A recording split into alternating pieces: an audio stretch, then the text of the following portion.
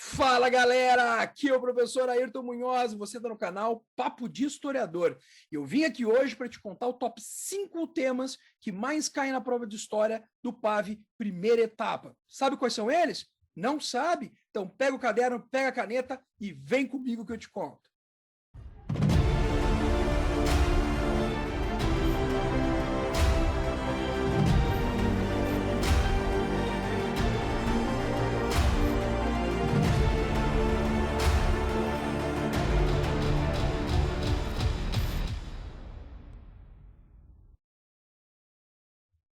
Aí sempre tem aquela perguntinha, né, Theo?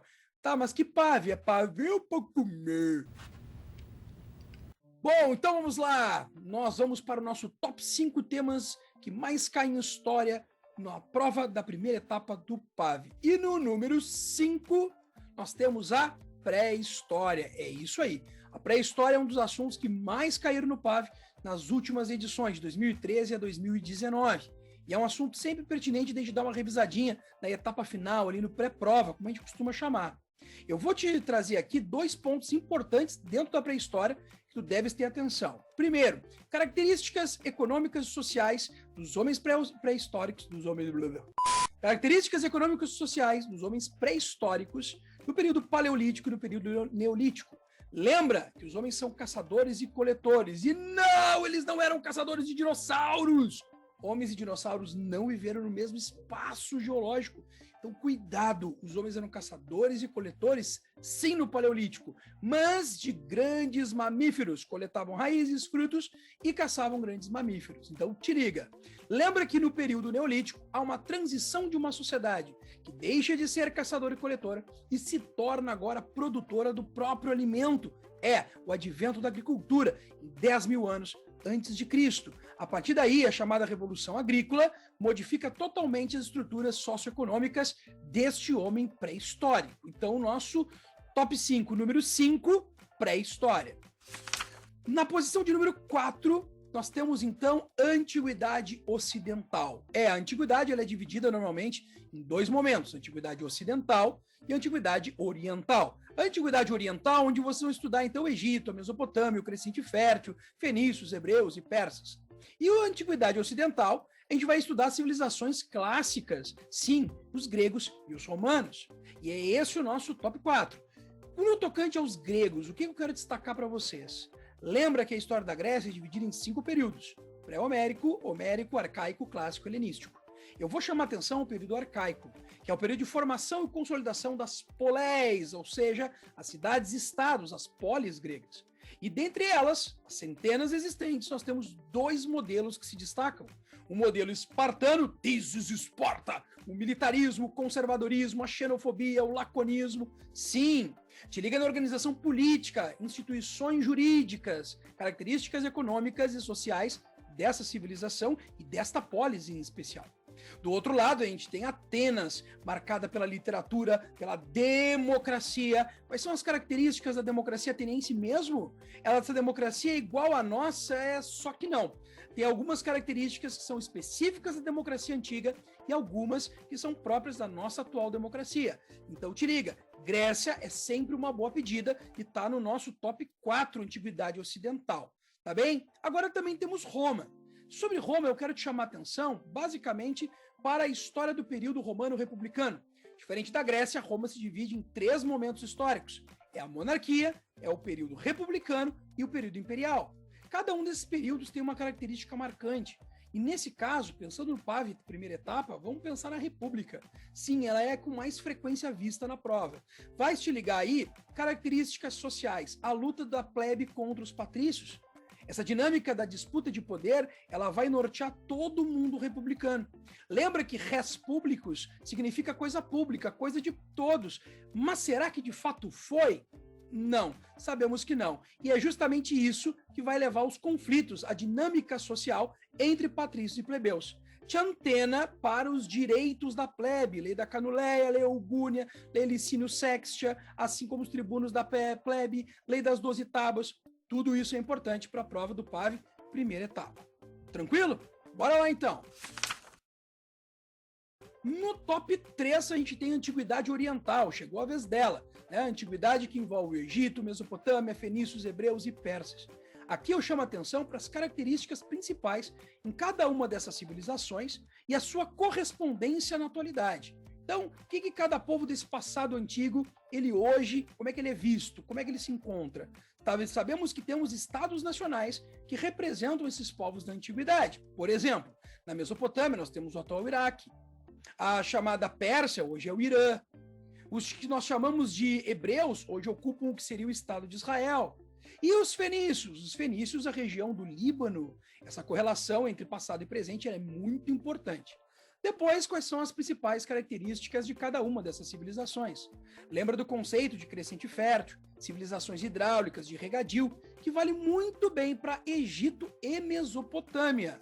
Te liga que os fenícios foram grandes navegadores que se constituíram em cima da distribuição de mercadorias das mais variadas entre os povos antigos, dentre elas o púrpura, que é um pigmento extraído de uma ostra própria do litoral da região oriental do mar Mediterrâneo, onde nós temos a Cordilheira do Líbano, onde está situado então essa civilização no passado. Lembra ainda sobre os hebreus da contribuição maior da sua cultura, que é o monoteísmo, raiz comum para as religiões da mesma natureza que nós teríamos ainda hoje, cristianismo, judaísmo e islamismo. Te antena aí que isso é muito importante. Lembra ainda em Mesopotâmia que nós temos o Código de Hammurabi, primeiro código de leis escritas, que versava sobre as coisas mais cotidianas e rotineiras da sociedade daquele tempo. Falava sobre as questões de ordem criminal, falava sobre as questões de ordem civil, as disputas entre as pessoas, e tinha uma máxima, que era a lei de Talião: olho por olho, dente por dente. Depois diria futuramente Mahatma Gandhi: olho por olho, dente por dente, acabaremos todo mundo cego.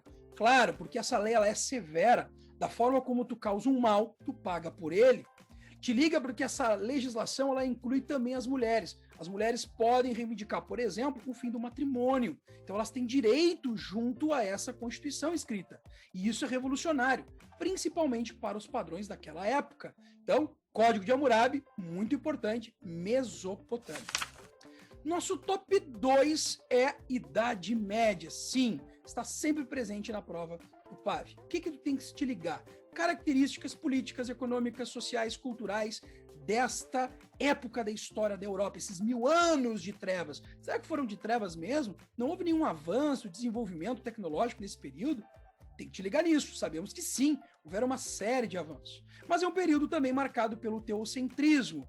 Tudo se dá em volta da figura de Deus. E isso não só vai acabar impactando na forma como a política é organizada naquele contexto, como da própria sociedade, uma sociedade estamental, rigidamente dividida, marcada por privilégios de nascença, onde nós temos então os senhores feudais no topo, temos os membros da igreja, ou seja, a elite sacerdotal, como do mesmo modo nós vamos ter na base a grande massa de trabalhadores servis. Então, clero, nobreza e servos são as 3 principais partes desta sociedade. Te liga ainda nos tributos que estes servos pagavam aos seus senhores. E pagavam muitos tributos. A gente chama de obrigações servis. O que é talha, o que é corveia, primus nocte, captação. Todas essas são importantes para que tu vá para a prova do PAV preparado para se dar conta daquilo que é necessário, ou melhor, para dar conta daquilo que é necessário para que tu tenhas um bom desempenho. E o primeiro colocado do nosso top 5, Idade Moderna. Sim, e dentro dela um destaque especial, Renascimento Cultural. Esse é um assunto que com grande frequência já apareceu na prova do PAV das últimas 10 edições. Sim, nós temos ali características importantes do Renascimento que a prova já cobrou de vocês. Dentre elas, o humanismo, o antropocentrismo, temos o racionalismo, o cientificismo, o empirismo, o hedonismo, o classicismo. Claro, o renascimento cultural, ele é um movimento que resgata, por isso a ideia de renascer, resgata os aspectos da cultura clássica greco-romana, que nós comentamos aí como parte do nosso top 5, lá o número 4. Então, todas aquelas características da cultura greco-romana vão voltar a viver ao mundo europeu. É um movimento dinâmico, de inspiração e capitaneado pela burguesia, cuja finalidade era que os hábitos incomuns, como os valores da sociedade europeia, passasse agora a entender que a sua prática burguesa, a prática do comércio, não era pecaminosa, mas sim era uma prática comum aos novos tempos. Para isso era necessário modificar as percepções, os valores e a dinâmica daquela sociedade. Logo, o Renascimento se presta a isso, a modificar a visão do homem sobre si e as coisas à sua volta. Te liga nas características do Renascimento cultural. Lembra que o berço do Renascimento foi a Itália. Quais razões levaram a isso mesmo? Por que a Itália foi o berço do Renascimento? Como o Renascimento se expandiu para o restante da Europa? São respostas que vocês devem buscar na hora da sua preparação. Beleza? Então aí nós temos o top 5 assuntos que mais caem na prova do PAV primeira etapa. Olha só, se você gostou deste vídeo, então deixe seu like, deixe seu comentário, fique ligado, nosso canal está trazendo novas dinâmicas, novidades muito em breve, muita coisa legal para te ajudar a te preparar melhor para a prova do PAV. Nos siga no Instagram, @Papo de Historiador, ou mesmo o meu Instagram, @Ayrton Munhoz. Deixe seu comentário, suas dúvidas, sempre que nós podemos, nós respondemos vocês e de todas as formas vamos tentar ajudá-los neste momento tão desafiador que é estar prestes a realizar uma prova que vai definir, sim, a tua entrada dentro da universidade. Nós sabemos que potencial vocês têm e nós também temos como ajudá-los a chegar lá e ter o seu melhor desempenho. Como eu disse, tem muita novidade vindo aqui. Eu quero deixar como indicação aqui na playlist esse vídeo.